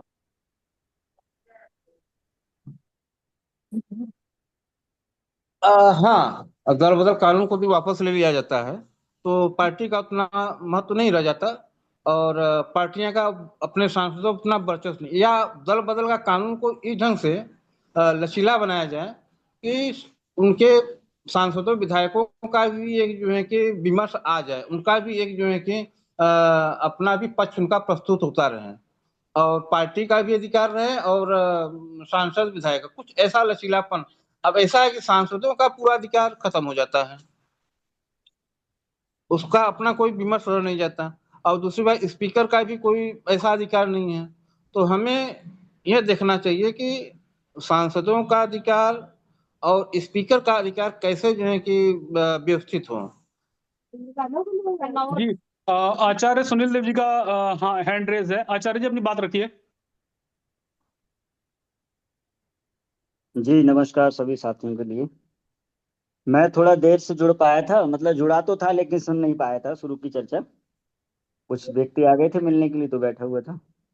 मैं थोड़ा जो अभी चर्चा हुई है या और जो अन्य चर्चाएं सुनी संवैधानिक रूप से, देखिए जहां तक हम पार्टियों की अभी जो बात कर रहे हैं, यदि बहुत ज्यादा डीपली में जाएं, गहराई में जाएं, तो मुझे तो और अराजकता फैलती दिखाई देती है। क्योंकि व्यक्ति की स्वतंत्रता को आप इतना बढ़ाना चाहते हैं। हमने देखा कि एक सरकार जब चुनी जाती है, विश्वसनीयता के आधार पर पूरा बहुमत दिया जाता है किसी भी पार्टी के लिए, तो वहां जो जनता है वो एक अपने वैचारिक आधार पर या विश्वास के आधार पर या उनके व्यक्तित्व के आधार पर या जो वर्तमान समाज की मांग होती है, रोजगार है, बेरोजगारी है, अन्य और बहुत सारे मुद्दे होते हैं, राष्ट्रीय सुरक्षा, वर्तमान क्या जरूरत है, कौन से दल जो है उसका प्रतिनिधित्व ठीक से कर पा रहा है, कर पाएगा, सुरक्षा, न्याय, अन्य सभी जो हैं, तो उनको एक पूरा वोट जो है दिया जाता है और उस आधार पर जो सरकार बनाई जाती है। दूसरी बात ये है, हम सब जानते हैं कि पार्टियों का जो कोई सरकार तो उसका प्रतिनिधित्व करती नहीं है। सरकार बनने के बाद तो जो है वो संवैधानिक उनका पद होता है, संविधान की ही वो शपथ लेते हैं। दूसरी चीज ये है कि पार्टियों का जो चलन का खर्चा होता है वो सरकार तो उठाती नहीं है। सरकार से मतलब ये है, हाँ पार्टियों की जो सरकार आती है वो जरूर अपना कुछ गोलमाल करके उसका एक बजट अपना बना लेती हैं, लेकिन पार्टियों को जो उद्योगपति हैं या दान स्वरूप जो भी व्यक्ति देते हैं वो चलाते हैं अपने आधार पर, जिसका अपना विचार होता है। यदि सुधारात्मक प्रक्रिया के आधार पर जैसे एक प्रश्न खड़ा हो जाएगा और इसमें बहुत सारे डीपली प्रश्न हो जाएंगे, मैं समझ रहा हूँ 12 घंटे की चर्चा भी कम पड़ जाएगी। इतने प्रश्न इसमें बन जाएंगे कि जब हम दल विहीन लोगों को खड़ा करेंगे तो कितने लोग खड़े होंगे, 100, 1000, 500, 10,000। अब 10,000 लोग यदि एक क्षेत्र से खड़े हो जाते हैं थोड़े थोड़े, तो वहां मैं समझ रहा हूं यदि एक जाति का कोई वर्चस्व होगा, जैसे किसी कॉन्टेंसी में मतलब लगभग 20,000 वोट है, वही चुन जाएगा। तो उस आधार पर वो किसका प्रतिनिधित्व करेगा, क्या मतलब करेगा, किसकी आधार उसकी विश्वसनीयता होगी।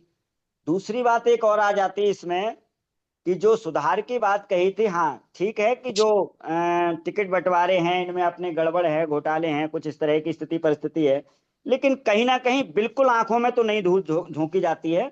कहीं ना कहीं उनका सामाजिक परिदृश्य देखा जाता है, जमीनी स्तर देखा जाता है, किसको वोट मिल सकता है, किसको नहीं मिल सकता है। हाँ वहां पर कई समीकरण देखे जाते हैं इस तरह के कि भाई किस जाति के लोग हैं यहाँ पर, वोट बैंक किसका ज्यादा है, उसके आधार पर भी हमने देखा है कई जगह ऐसा भी हुआ है कि उस जाति को न दे करके जो, अब जैसे मैं एक उदाहरण लूं कुंदरकी का ही, तो कुंदरकी में 65%, 62% वोट मुस्लिमों को है और लगभग केवल 15-16% वोट जो है वो क्षत्रिय उसका है कुंदरकी में, जो कि रामवीर सिंह के लिए टिकट दिया गया। 2 बार वो हारे थे, तीसरी बार जीते।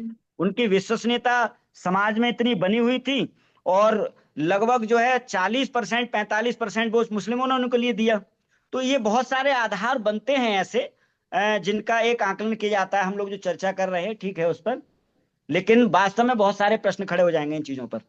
दूसरी बात ये, मैं एक और बात कहना चाह रहा हूं जहां पर हम 2-3 चीजें मैं जाना हूं, सीखा हूं अब तक, कि हम जहां समाज के अधिकारों की बात करते हैं, क्यों ना हम यही बात रखें या इस पे बहुत ज्यादा हम चिंतन हम लोग करें कि सबकी समझ और ज्यादा विकसित हो इन चीजों पर, कि जो समाज के अधिकार हैं, समाज के संवैधानिक अधिकार समाज को प्राप्त हो, एक समाज की तरफ से कोई प्रतिनिधिमंडल तैयार हो, सरकार अपना रखती है, समाज अपना रखे, समाज की तरफ से जो है वो व्यक्ति कोई उसकी प्रक्रिया हो सकती है मुखियाओं के द्वारा, ग्राम सभाओं के द्वारा, जो एक चर्चा आती है कई बार, और इस पर मैंने तो काफी चिंतन किया और रखा भी है यहाँ पर, कि एक वोट के द्वारा चुना हुआ प्रधान होता है, वो अपनी मनमानी करता है चुनने के बाद 5 साल तक, उसके बाद में क्यों ना एक ग्राम सभा का निर्माण किया जाए ग्राम मुखियाओं के द्वारा, परिवार मुखियाओं के द्वारा। यदि 100 परिवार के मुखिया हैं तो 100 परिवार के मुखिया भी ग्राम सभा में हो सकते हैं, 100 लोग और 10 भी हो सकते हैं, वहां जिसकी विश्वसनीयता है, साहब आप हमारा प्रतिनिधित्व करेंगे, आप करिएगा। तो ये एक चर्चा हमारी विशेष उसमें जा सकती है। जहां तक संवैधानिक अधिकार की बात कर रहा हूं, तो ठीक है, संविधान गड़बड़ है, कुछ चीजें मैं मानता हूं, कानून जो है वो बहुत सारे ऐसे बने हुए हैं जो समाज को, लेकिन एक बात मैं इसमें और कहूंगा, जैसे मैं एक उदाहरण दे रहा हूं, जैसे हमारे धार्मिक ग्रंथ हैं और धार्मिक ग्रंथों में सूक्तियां दी हुई हैं, वो भी सूत्र हैं, उसी तरह से संविधान में जो अनुच्छेद हैं, कानून है, वो भी सूत्र हैं। जब हमारे विचारक प्रचारक लोग अपने मनमानी ढंग से उनकी मंच से व्याख्या कर देते हैं और समाज में विकृति फैला देते हैं, यदि जो धर्म ग्रंथ हैं जिनमें हम कहते हैं कि इनमें प्रक्षिप्त मिला हुआ है, मनमानी मिली हुई है सामाजिक दृष्टि से, अन्य तार्किक दृष्टि से, और वहीं पर कोई सही व्यक्ति पहुंचता है जो आकलन करके उसका कि नहीं ऐसा नहीं होना चाहिए, ऐसा होना चाहिए, तो जो संवैधानिक प्रक्रिया है, संविधान जरूर कुछ गड़बड़ बना है, जैसे मदन जी बोले थे वो ठीक है, विदेशी उस पे है बना हुआ पूरा और वही व्यवस्था है, वहां समाज व्यवस्था लागू नहीं थी, लेकिन यहाँ पर हम देखते हैं कि यदि सही आदमियों के हाथ में संविधान आ जाए तो कहीं ना कहीं बहुत सारा उसका 40% 50% जो हमें उसका लाभ भी मिलता है।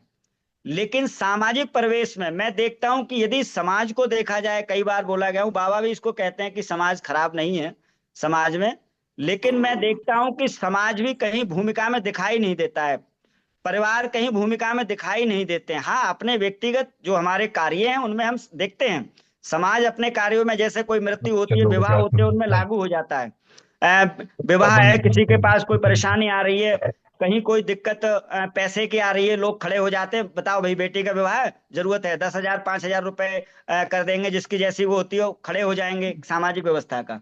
लेकिन मैं संवैधानिक स्तर पर और जो राष्ट्रीय स्तर पर नहीं देख पा रहा हूं कि सर्व समाज की जो है भूमिका क्या रह सकती है। बड़ा कंफ्यूज होता हूं इन विषय पर जहां समाज को लेकर के, क्योंकि समाज की कोई समझ और कोई विकसित नहीं है। एक बात मैं और कहना चाह रहा था कि हम देखते हैं जैसे जो मोदी सरकार है या योगी सरकार है, देखा जिस तरह से सुरक्षा और न्याय के लिए थोड़ा उन्होंने प्रक्रिया दी। कल मैं एक उस पर सुन रहा था, न्यूज पर, 20 न्यूज पर गरिमा सिंह आती हैं वो सबसे बड़ा सवाल लेकर के, तो उनको सुन रहा था मैं, तो उसमें यही थी कि पार्टियों का जो अभी कोई सुप्रीम कोर्ट से वो आया है, मैंने उसको पढ़ा तो नहीं है, केवल न्यूज में ही सुना था, कि जो अपराधी तत्व के लोग हैं वो हर पार्टियों में हैं, इसको पार्टियों का विचार करना चाहिए। कोई पार्टी बैठ करके उस पर चिंतन करने के लिए तैयार नहीं है, और बीजेपी सांसद सब उसमें सबसे अच्छे जेडी यानी जो बिहार के नीतीश पार्टी के थे वो बोले थे, सबसे अच्छा उनका लगा, सार्वभौमिक रूप से बोले थे और सही बोले थे वो। बाकी बीजेपी के प्रवक्ता भी, कांग्रेस के प्रवक्ता भी, अन्य प्रवक्ता भी सब घुमाव फेर रह गए। वहां कुछ बातें और भी आई थी कि जैसे हमारी जो सजा हो जाती है तो हमें पेंशन भी मिलती है, ये जेडी जो नीतीश कुमार की पार्टी के प्रवक्ता है, तो उन्होंने कहा हमें सारी सुविधाएं मिलती है, लेकिन वहीं पर किसी सरकारी कर्मचारी के ऊपर कोई भी अपराध लग जाता है, उसको 2 साल की उसकी सारी जो है 1 महीने केस लग जाए, अपराध सिद्ध हो जाए, उसकी पेंशन रोक दी जाएगी, उसकी सारी व्यवस्थाएं रोक दी जाएगी, सारा। लेकिन हमारा क्यों नहीं, ये दोहरी नीति क्यों है? तो ऐसे प्रश्नों का हम अगर बहुत ज्यादा समाज में लागू करते हैं, जैसे नेता जेल से चुनाव लड़ सकता है, वोटर जेल से वोट क्यों नहीं दे सकता, चुनाव नेता जो है वो 2 जगह से चुनाव लड़ सकता है, लेकिन वोटर 2 जगह वोट क्यों नहीं दे सकता। ये छोटे छोटे जो मुद्दे हैं इनको समाज में, क्योंकि जो आपकी बात थी, मैंने अभी कार्यक्रम रहा 2 जगह उसमें उठाई थी, लोग सहमत नहीं हुए, मतलब बहुत ज्यादा डीपली जितना समझा संवैधानिक विषय को और लेकर के बाबा की बहुत सारी बातों को रखा, और इतने प्रश्न बने कि उनका उत्तर ही देना मुश्किल हो रहा था, और बात इतनी फंस गई थी कि वास्तव में मतलब जो है, लेकिन मैं आकर के 4-5 चीजों पर रुका, उसको स्वीकार किया। तो वही चीज है, अब जहां जैसे पार्टियों के दल के विरोध में जाएंगे, सरकार है ताकतवर है, पार्टी ताकतवर, हमारे काम को रोक देंगे, हम कोई मान, कई बार ये आया है कि सामने इस तरह की, तो चर्चा तक तो सीमित है हम लोग, लेकिन कहीं ना कहीं चर्चा से फिर विचार बनता है और वो समाज में रखते हैं, और समाज में जब हमारे प्रभाव को, यानी हमारे विचारों से प्रभावित होकर के लोग हमारे साथ जुड़ नहीं रहे हैं या जुड़ नहीं पा रहे हैं, तो उसका भी एक चिंतन होना चाहिए कि भाई क्या ये आधार होना चाहिए जोड़ने का या क्या। तो इन सारी चीजों का एक बहुत व्यापक जो है हम लोगों का दृष्टिकोण होना चाहिए। मैं तो यही कहूंगा, संवैधानिक अधिकार समाज के लिए, समाज की तरफ से सरकार प्रतिनिधित्व कर रही है संविधान का, लोकतंत्र का जो वर्तमान में स्थिति परिस्थिति है, संविधान के अनुसार सरकार चल रही है, जैसा भी बना हुआ है, जैसा भी बोल रहा हूं मैं, जैसा भी बना हुआ है। ग्राम प्रधान, विधायक जो है वो सब प्रतिनिधित्व करते हैं दल का या उसका। जो एक आमजन है, वोटर, वोटर वोट देने के एक अधिकार उसको प्राप्त है, वोट देने के बाद फिर 5 साल उसके हाथ में कोई अधिकार नहीं है। क्यों ना हम वो अधिकार मांगे एक बहुत अच्छे स्तर पर कि भाई हमने वोट दे दिया, लेकिन 5 साल तक नकेल हमारे हाथ में रहेगी।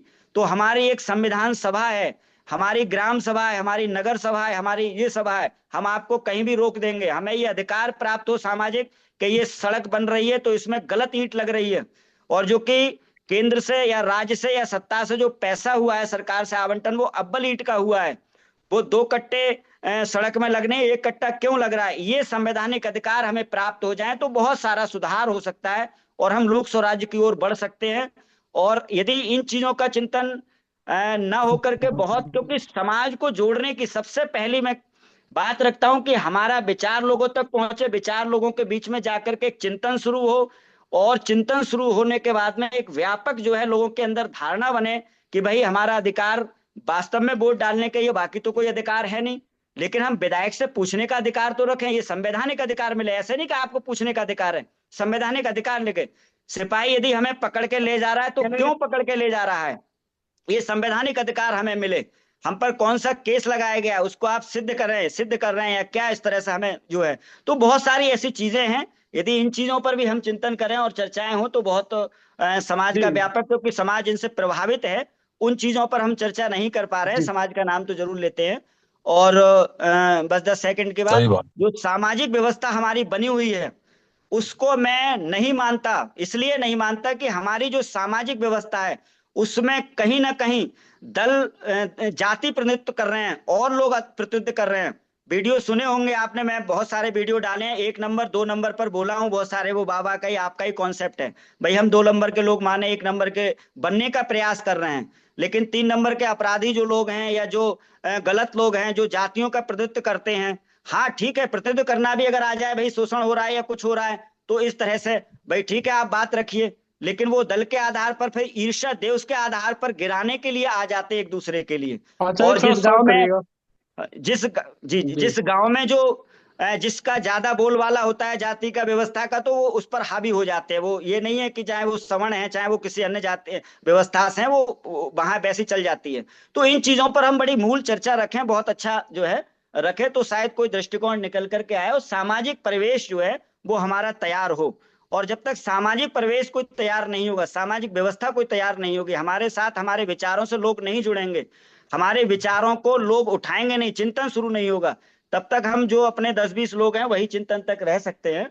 और पवन जी जैसे बोलते हैं बहुत अच्छा, कभी कभी इस तरह से देते हैं, तो ठीक है चर्चाएं करें, लेकिन पहला लक्ष्य, मैं बस 10 सेकंड में खत्म कर रहा हूं, पहला लक्ष्य हमें बनाना चाहिए कि समाज तक हमारा चिंतन कैसे पहुंचे, समाज में लोग कैसे जुड़े। दूसरी चीज हमारी एक और है, जो मूल मुद्दे हैं, क्योंकि मुझे भोजन की आवश्यकता है तो मैं भोजन की बात करूंगा, समाज को आवश्यकता क्या है, तो मैं समझ पा रहा हूं 3-4 चीजों पर यदि हम बोलें तो बहुत जल्दी हमारे साथ जुड़ जाएंगे। सरकारों का विरोध नहीं, लेकिन सरकारों से पूछने लगेंगे।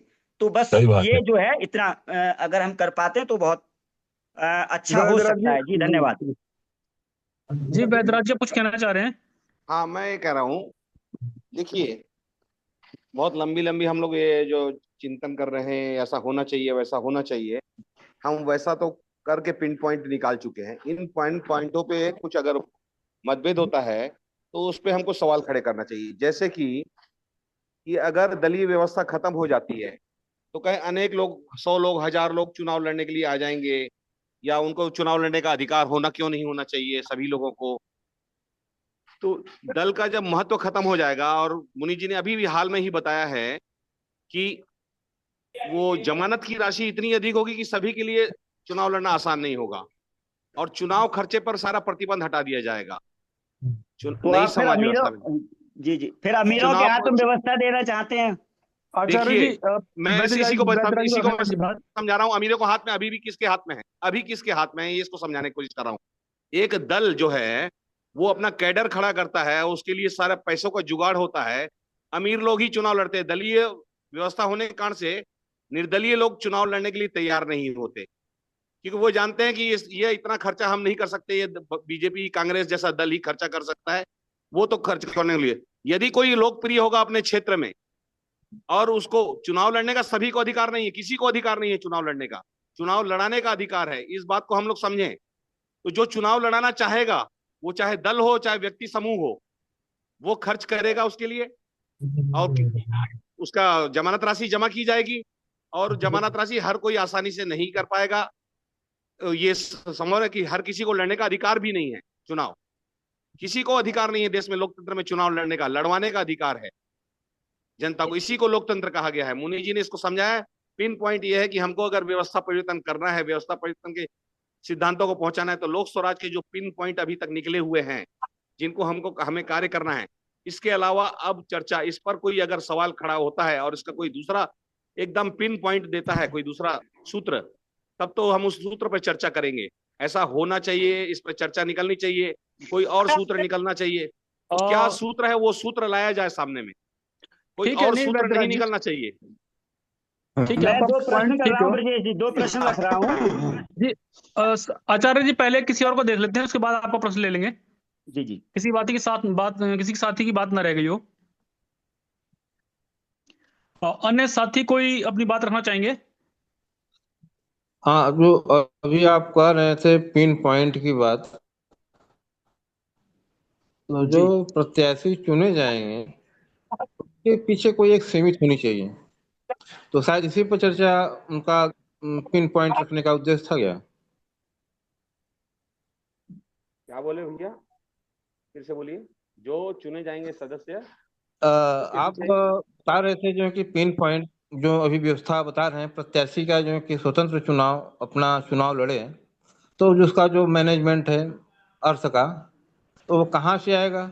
आदि उसको अधिक जमानत राशि दे दी, तो इसका आपने यदि विकल्प दिया है कि उसके पीछे जो लड़वाने वाले हैं वो लोग पैसे की व्यवस्था करेंगे। हाँ, वो यह तो समूह यह बनेगा, कैसे दल निश्चित? बनेगा, और उनकी कोई विचारधारा होगी। हाँ हाँ हाँ, वही वही वही वही पार्टी व्यवस्था हो गई, ठीक है। नहीं बस ठीक है, आपका वो बात ठीक है, हो गया। पार्टी का तो महत्व सही नहीं कह रहेगा रहे हैं। लेकिन। वही अभी चल रहा है। पैसा पैसा कहाँ से आता है? अभी भी साइड से ही आता है, वही चल ही रहा है। हाँ हाँ, हाँ हर कोई हाँ चुनाव वैसे भी नहीं लड़ सकता, सबकी क्षमता नहीं है कि सब चुनाव लड़ ले। हाँ। जमानत राशि इतनी हो, कष्टप्रद हो कि हर कोई चुनाव न लड़ सके आसानी से, और चुनाव में खर्च करने की स्वतंत्रता हो। कोई दारू बांट के कोई चुनाव अपना वोट बेच दे तो बेचने की भी स्वतंत्रता हो, है ना। इसको रोका नहीं जा सकता, इसको रोका भी नहीं ठीक है, जाना चाहिए। जी जी। आचार्य जी, आपका प्रश्न ले लेते हैं। हाँ हेलो प्रश्न ले रहा हूँ, मैं थोड़ी बात भी रखना चाहता हूँ, 1 मिनट की। आचार्य हेलो जी, अभी बात रखने का समय नहीं है। मोहन जी भी कुछ कह रहे हैं। चलिए, मैं प्रश्न ये रख रहा हूँ, अभी भी भारत में 100 लोग बता सकता हूँ जो बिल्कुल गरीब हैं और दल के द्वारा उनको प्रतिनिधि बनाए गए और जीत के आए थे। आपके छत्तीसगढ़ में 4 लोगों को बता दूंगा ऐसा। दूसरी बात ये नहीं कि मैं प्रतिनिधि की बात कर रहा हूं। तीसरी बात ये कि जब धनराशि की आप बात कर रहे हैं तो किस उस गरीब को वंचित या उसको आज उसी राज व्यवस्था में ले जाना चाहते हैं कि मतलब जो है अमीर लोग ही चुनाव लड़ेंगे? 10 करोड़ रुपए, आप 1 करोड़ रुपए धनराशि आपने इकट्ठी कर दी, करोड़पति व्यक्ति, क्या उसके मन में विचार नहीं आएगा कि मैं धन को कमाऊं, इतना पैसा खर्च करके जा रहा हूं? तो दूसरा पॉइंट भी सोचिए। और बाबा ने खुद एक बात कहा है कि मैंने जो सोचा है वो आचार्य अंतिम जी, कोई सत्य नहीं है। प्रश्न है तो हेलो प्रश्न बताइए। मेरा यही प्रश्न है हेलो कि आप किस दिशा में ले जाना चाह रहे हैं, कि अमीरों के लिए चुनाव लड़ाना चाहते हैं? तो ठीक है, ठीक हेलो है, उस पर अभी विचार कर लेंगे। हाँ, हेलो मोहन जी हेलो बताइए। मैं ये कहना चाहता हूँ कि जो जनता के लिए या जनता के कल्याण के लिए, जनता के न्याय के लिए और जनता के सुरक्षा के लिए कहां से सूत्र निकलता है और उन पर कैसे लागू होता है, तो ये संविधान से ही सूत्र निकलता है और संविधान के नियम कानून के अनुसार ही जनता पर कार्यान्वित होता है।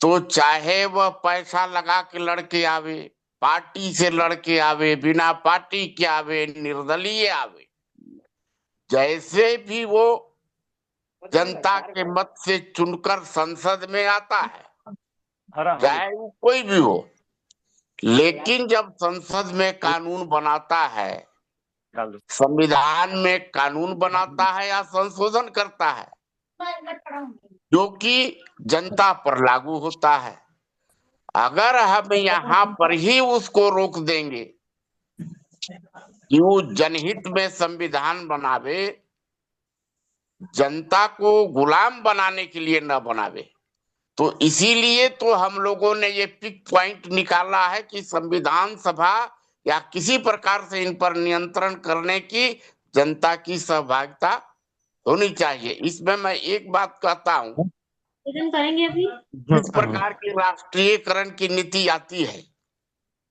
चाहे वो जंगल का उत्पादन हो, चाहे कृषि उत्पादन हो, अगर हम किसी जंगल के उत्पादन पर, जैसे महुआ ही है, अब अगर हम 100 अगर शिक्षित बेरोजगार हैं और उनको 100 को रोजगार देने के लिए अब हम 10,000 जो बेरोजगार हो जाएंगे उसका हम राष्ट्रीयकृत कर देते हैं, तो केवल 150 लोगों को फायदा होगा और 10,000 जो उससे व्यापार में जुड़े हुए हैं वो जो है बेरोजगार हो जाएंगे। अगर ऐसा कानून संसद में बनता है और उस समय संविधान सभा अगर उसको रोक देता है कि नहीं ये जनहित में नहीं है, तो चाहे वो संविधान सभा में बदमाश बन के आया है, गरीब आया है, अमीर आया है, पैसा दे के आया हो, किसी प्रकार से आए हो, तो ऐसे ही व्यवस्था के लिए कैसे नियंत्रित हो, नियम बनना और संशोधन होना हमारे समझ में इसीलिए खोज करके निकाला गया है। अब ये कैसे आगे बनेगा ये तो भाई चिंतन का विषय है। धन्यवाद। ठीक है ज्ञानेंद्र जी, आप कुछ बात रखना चाहेंगे? भैया जी मैं भी थोड़ा सा कुछ बोलूं और आप ठीक है, 1 मिनट में आप अपनी बात रख सकते हैं तो रख लीजिए। हाँ ठीक है, मैं 1 मिनट में रख रहा हूँ। भैया जी मैं ये कह रहा हूँ कि हमने नई समाज व्यवस्था में गरीबों को चुनाव लड़ने से कहाँ रोका है? ना यहाँ किसी को नहीं गरीब रोका चुनाव है। लड़ सकता है, ना अमीर चुनाव लड़ सकता है। चुनाव तो लड़वाया जाता है, संवैधानिक अधिकार किसी को प्राप्त नहीं है, वो सब पैसे वाले लोग ही लड़ाते हैं, चाहे वो दल के रूप में हो, चाहे व्यक्तिगत फाइनेंस के रूप में हो। कोई गरीब भी चुनाव लड़के जो आए हैं, छत्तीसगढ़ में जो आए हैं या कहीं भी जो भी आए हैं चुनाव लड़के, 4-5 लोग जो नाम बता रहे हैं, वो स्वयं लड़के नहीं आए, उनको किसी ने लड़वाया है चुनाव। इसी तरीके से अगर कोई यदि लोकप्रिय होगा तो वो उस क्षेत्र का, उस विधानसभा क्षेत्र के लोग उसको नाम को आगे बढ़ाएंगे, उसके लिए वो जमानत राशि जुगाड़ करेंगे और उसको वहां पर उसका चुनाव प्रचार भी करने में लगेंगे, है ना? ठीक है वैद्यराज जी, किसी भी तरीके से समय भी हो गया है। किसी साथी का कोई प्रश्न है तो प्रश्न रख सकते हैं, बात नहीं अब। हाँ मेरा ब्रजेश जी प्रश्न है जी। दारू पी करके वोट देगा, आपने कहा कि जैसे मेरा प्रश्न है इसमें, आपने कहा कि जैसे कितना ही पैसा खर्च करे, दारू बांटे, ये बांटे, उससे जीतने वाले प्रतिनिधि की क्या अपेक्षा रखेंगे? वो समाज का काम करेगा? वो मतलब करेगा? जैसे आज वो पैसा कमाते हैं, क्या फिर नहीं कमाएंगे उससे वो? ठीक है आचार्य जी, आपका प्रश्न हो गया। जी ठीक है आचार्य जी, वो तो देखिए जनता का वो है, जनता दारूबाज को क्यों जिता रही है, तो जनता से पूछना चाहिए ना। चोर को हरा दे, क्या दिक्कत है? आज भी तो वही हो रहा है ना। जी मैं वही कह रहा हूँ, आज भी वही हो रहा है, कल भी वही होगा। जनता पर निर्भर करता है, जनता मत चुने वैसे व्यक्ति को, हरा दे। परिवर्तन क्या कर रहे हैं हम फिर? परिवर्तन आप कर रहे हैं ना, आप उसके बाद अधिकार ही नहीं रखेंगे, क्या दिक्कत है? उसको अधिकार मत दिए, चुनाव लड़ किस ले रहा है? अधिकार के लड़ रहा है, शक्ति नहीं रहेगी, अधिकार नहीं रहेगी तो भिखारी बनने के थोड़ी कोई चुनाव लड़ेगा। अभी तो सारी शक्ति है ना उसके पास, सारी शक्ति हटा दीजिए उसके पास से, उसे नौकर बना दीजिए, लड़ेगा ही नहीं कोई चुनाव। जिसे सेवा करनी है वो चुनाव लड़ेगा, जिसको पैसा कमाना है वो राजनीति में जाएगा नहीं। बिल्कुल सही है, समाज व्यवस्था में ये व्यवस्था है। बिल्कुल सही है।